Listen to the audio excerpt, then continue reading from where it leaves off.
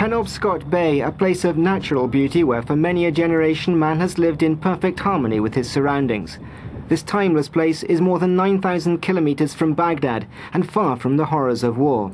And it's the place chosen by the New York-based National Theatre for the Handicapped to get together a group known collectively as the Veterans of Iraq and Afghanistan.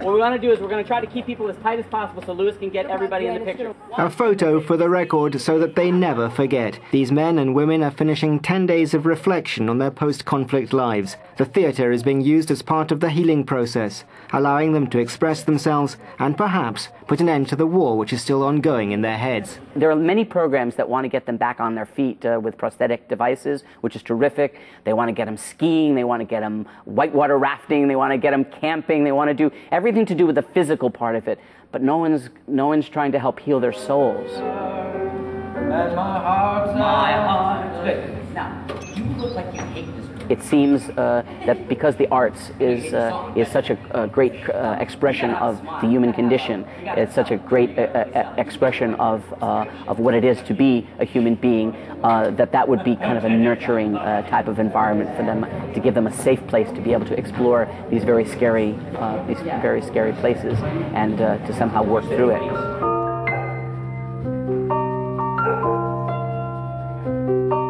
The first thing the veterans do is to commit to paper their war suffering. Dredging up the memories is often a painful process and inevitably brings forth doubts, regrets, and questions.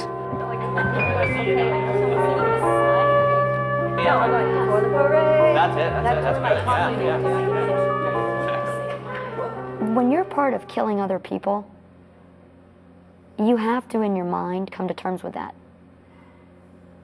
Some people come to terms with it right there on the spot and say, you're the bad guy, I'm the good guy, dead, gone, walk away. They close it, and for them that's done. But I think as other things in life happen, you always go back to that and say, oh, I remember what I did. And you have to some way or another get comfortable with that in your own mind. John and David, more forward. Come on, you're not going to hide. Line up with your first person here. The ultimate test is to take to the stage in front of an audience. Each student gives a monologue, recounting the fruits of their labor.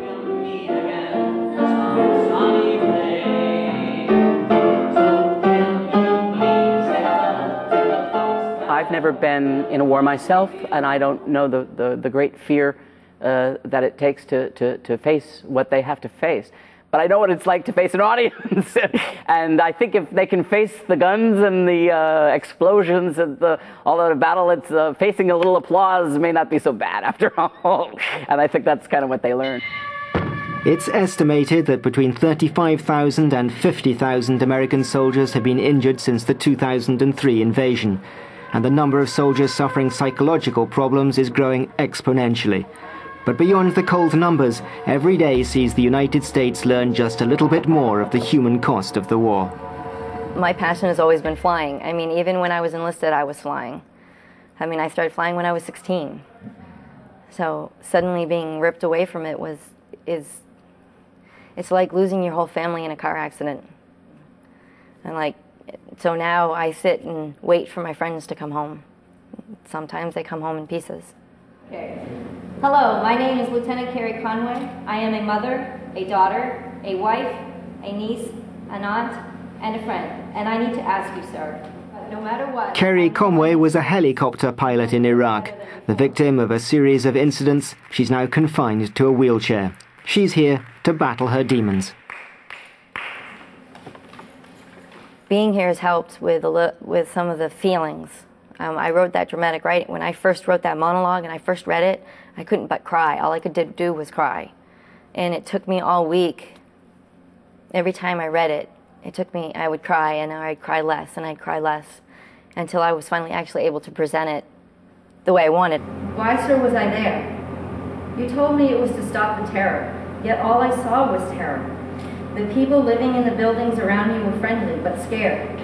They were afraid of me, of anyone around them, always wondering, when will their homes be invaded? When would they die too? I wanted people to understand this is me. It's from me, not from somebody else. This is my voice, you know. And that helped. That right there helped, because I actually, for the first time, had an audience that was silent, and they were listening. They weren't going, well, what about, oh, but I understand, you know, they weren't interrupting. They were just listening to me. And they had no choice. It was just like they just listened. They could have got up and left, but they didn't. They listened.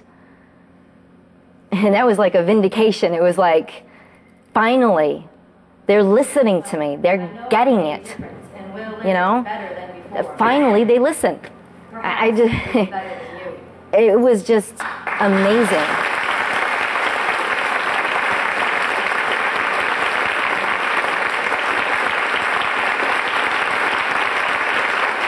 It's very personal, and I think that's why the audience is so appreciative. I think the audience realizes that this is coming from the heart. This is coming, I mean, one of the reasons that we want to theatrically be able to convey these stories is so that people understand what is the true cost of war. It is not just it's not just measured in the body bags that come back. There are human lives that come back and carry this experience on for the rest of their lives. I'm Jim Wagner, United States Army, Vietnam. I came out of captain. So I volunteered and went over there, and I was a platoon leader, rifle platoon leader for a while. Then they made me recon platoon leader, and then I got shot in a battle. I think now with the Iraqi war going on, there are certain parallels to Vietnam, and there are certain things that are very maddening, that people don't learn certain lessons, you know. And first you have to identify what the lesson is, and then you have to try and learn it. And I think that's part of the problem with what's going on now in Iraq, and I think it's affecting a lot of Vietnam veterans because they're reliving a lot of the same kinds of things that happened. 4 of my crewmen, my crew members died. I remained alone. Survivor. So as we began to advertise the program for newly disabled veterans of Afghanistan and Iraq, we have people from Vietnam who are coming back to us saying it's been 30 years and I haven't been able to deal with this. And yet, through the program, somehow they're dealing with it. They begin to deal with it. It's miraculous. It really is miraculous. I am the warrior, and I demand my audience with the gods of war. Welcome home, asshole.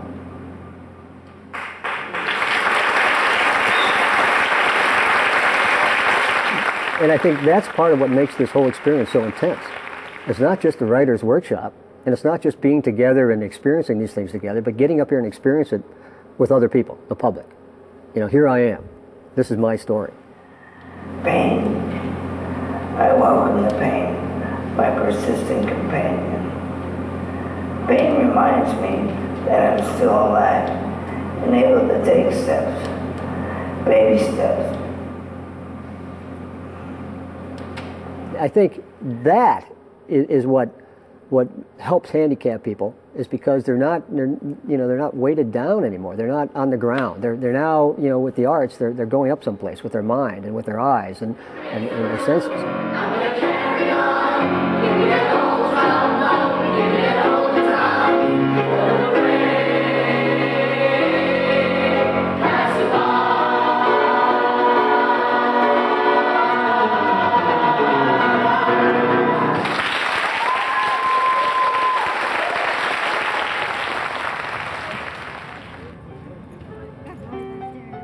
It's on a boat bearing the name Good Return that the group finishes its sojourn in Maine. One last glimpse of the tranquil New England coastline before waving goodbye. But even far from the theatre of conflict, the questions never go away, like a wound which never heals. I'm not just asking for myself, I'm asking for every other woman. Why did she have to leave her kids at home and go over there? Why do I have to go over 4 tours, 5 tours, 6 tours, where they should have done no more than 2? You know, and the guys are still doing it, and the question is still there now. It's like, why?